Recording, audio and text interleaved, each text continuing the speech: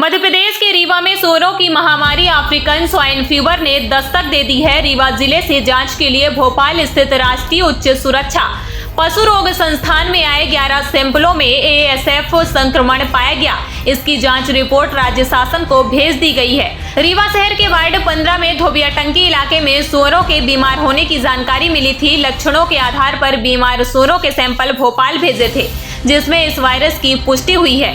African swine fever को control करने की राष्ट्रीय गाइडलाइन के मुताबिक जिस स्थान पर एएसएफ का संक्रमण पाया जाता है उसके 1 किलोमीटर के दायरे में मौजूद सूअरों की किलिंग की जाती है, ताकि दूसरे जानवरों को संक्रमण से बचाया जा सके। इसके अलावा 3 किलोमीटर के दायरे में भी सभी जानवरों की सैंपलिंग कर निगरानी करनी पड़ती है। ये एक अत्यधिक घातक संक्रामक रोग है जो अफ्रीकन स्वाइन फीवर नामक वायरस के जरिए फैलता है। पालतू और जंगली सूअरों दोनों ही इसके शिकार बनते हैं। संक्रमण होने पर सूअरों में तीव्र बुखार के साथ एनोरेक्सिया, भूख न लगना, त्वचा में रक्त स्राव, उल्टी और दस्त शामिल है। हालांकि जानकारों की माने तो अभी तक ना तो इसकी कोई दवा बनी है और ना ही कोई टीका तैयार हुआ। हालांकि इससे दूसरे जानवरों या इंसानों को कोई खतरा नहीं है, लेकिन वायरस का ये वेरिएंट काफी खतरनाक है। जिस भी सूअरों में ये होता है उसकी मौत होना तय मानी जाती है। अभी कुछ दिनों से सूअरों की निरंतर मौत हो रही है। कई सैकड़ों मौत की क्या कारण क्या बीमारी है? देखिए, इसकी प्रथम जो रिपोर्ट आई है वो आई थी 12 तारीख को, और 12 तारीख से ही हम लोग विभाग का जो भी दायित्व है, विशेषकर इलाज का और लक्षणों के आधार पर इलाज करना, टीकाकरण, ये लगभग सभी वार्ड्स जहाँ की पशु सूकर पालक रहते हैं वहाँ किया गया। और लेकिन ये है कि मृत्यु दर जो है वो कांस्टेंट बनी हुई है, उसमें रोक नहीं लग पाई। जो अपेक्षाकृत जो मृत्यु होनी चाहिए, रुकनी चाहिए थी, वो नहीं रुकी। इसलिए आशंका ये हुई कि जो हम नॉर्मल स्वाइन फीवर के जो लक्षण दिख रहे थे वो संभवतः वो चीज़ नहीं है, और इसी के लिए फिर हम लोगों ने ये सैंपल्स जो है भोपाल भेजे थे। और यहाँ हाई सिक्योरिटी लैब है जो कि केंद्र सरकार की लैब है और एशिया की सबसे प्रतिष्ठित लैब है। इस लैब से हमारे पास सारे सैंपल्स की पुष्टि हुई है कि ये अफ्रीकन स्वाइन फीवर है।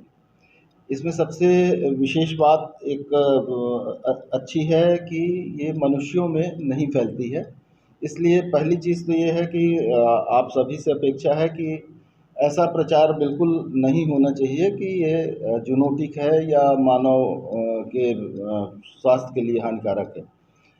रही बात, ये बीमारी सूकर से सूकर में ही फैलेगी, हाईली कांटेजियस है, इसलिए मृत्यु की संभावना भी काफ़ी अधिक है। तो इसके रोकथाम की क्या इलाज है? कब तक रोकथाम के लिए कोई स्पेसिफिक नहीं है। ऑटो इम्यूनिटी एक चीज़ तो ये होती है कि सेल्फ जो बीमारी हो रही है, अगर शरीर पशु का अच्छा है, उसकी इम्यूनिटी अच्छी है तो वो रजिस्ट कर लेता है और उसके पास बीमारी नहीं होगी। वर्तमान में कोई भी टीका पूरे विश्व में इसका उपलब्ध नहीं है, इसलिए इसका एक विशेष प्रोटोकॉल निर्धारित किया है केंद्र सरकार ने, और उस प्रोटोकॉल के तहत ही जोन बनाए जाएंगे। वो कल आज से शुरू है प्रक्रिया। इसमें प्रशासन भी इन्वॉल्व होगा, अन्य कई विभागों के अधिकारी कर्मचारी सब साथ में कार्य करेंगे, और कोशिश ये की जाएगी कि जितनी जल्दी इसका नियंत्रण पाया जा सके वो मिल जाए। सर, ये मान सकते हैं कि ये मनुष्य में जो कोविड आया था, ऐसे जानवरों में इस तरह की बीमारी है जिसका कोई इलाज नहीं? देखिए, अभी गवर्नमेंट ऑफ इंडिया ने वन हेल्थ शुरू किया। मोस्टली अब कॉन्सेप्ट भी यही है कि धीरे धीरे कई ऐसी बीमारियां आ रही हैं जो कि पशुजनित हैं, तो ये है। लेकिन ये अफ्रीकन स्वाइन फीवर काफ़ी दिनों से प्रिवेलेंट है, ऐसा नहीं है कि कोई नई बीमारी है ये। और असम और नॉर्थ ईस्ट जहाँ पे काफ़ी मात्रा में सूअर रहते हैं, मतलब जहाँ काफ़ी लोग पालते हैं घर में, वहाँ ये औसतन हर साल 2 साल में होती रहती है। सर, ये जानवरों से या जानवरों को प्रभावित कर सकता है?